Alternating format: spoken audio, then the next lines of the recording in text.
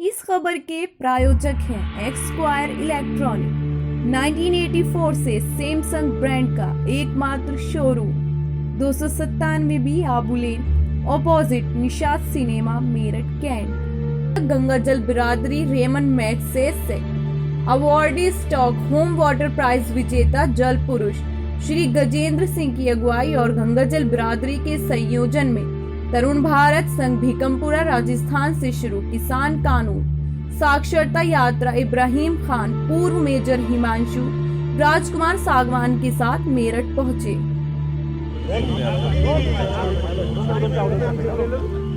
कृषि कानून साक्षरता यात्रा, आपको लगता है कि कानून अपने हक के और अधिकारों को नहीं जाते? ये कानून उद्योगपतियों ने कोरोना काल में लिखे और बनाए।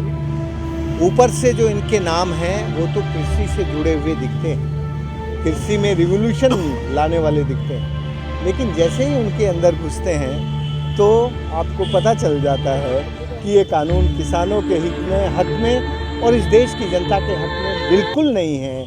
ये इस देश को गुलाम बनाने वाले और इस देश की किसानी को नष्ट करके यहाँ के पानी को और यहाँ की जवानी को विस्थापित करके ये इस देश को दोबारा से उसी गुलामी के दौर में लाने वाले कानून हैं। जिस तरह से ईस्ट इंडिया कंपनी ने इस देश में राज्य कायम स्थापित किया था, अब खेती में कुछ उद्योगपति अपना राज्य कायम करना चाहते हैं।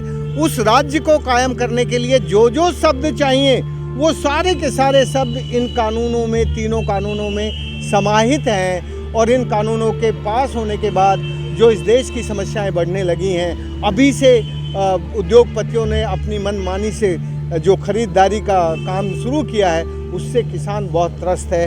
हमने अभी राजस्थान, हरियाणा और उत्तराखंड और उत्तर प्रदेश, इन 4 राज्यों में ये यात्रा का एक दौर चल रहा है। एक यात्रा हमारी तमिलनाडु में चल रही है, एक कर्नाटक में चल रही है।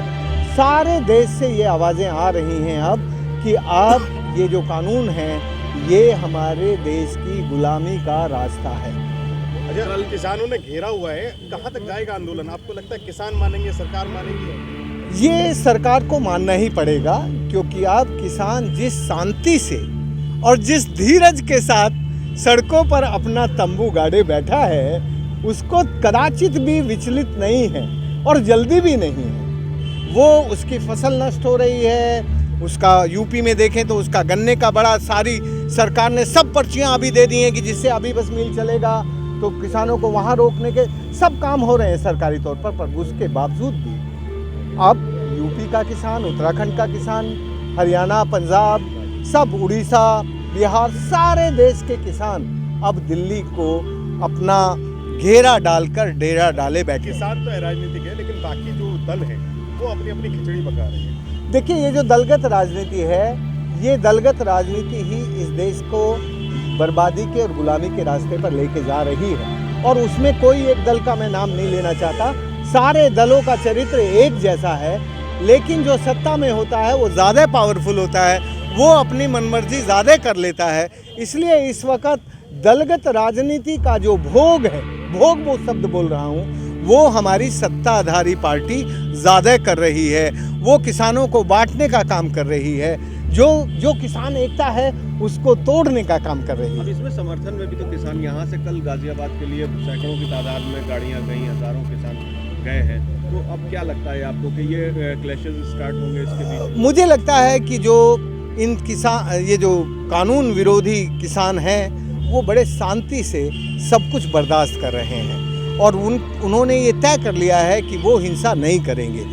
ये जो लोग सरकारी सांड का कुछ पता नहीं होता कि सरकारी सांड किस तरफ जाएगा, क्योंकि वो तो सांड की तरह होता है। इसलिए उन सरकारी गाड़ियों में जाने वाले किसान नहीं हैं, वो कुछ और हैं, वो हिंसा कर सकते हैं, पर उनकी हिंसा भी मुझे ऐसा लगता है कि किसान आंदोलन में सम्मिलित लोग उसको भी शांति में से जवाब देंगे।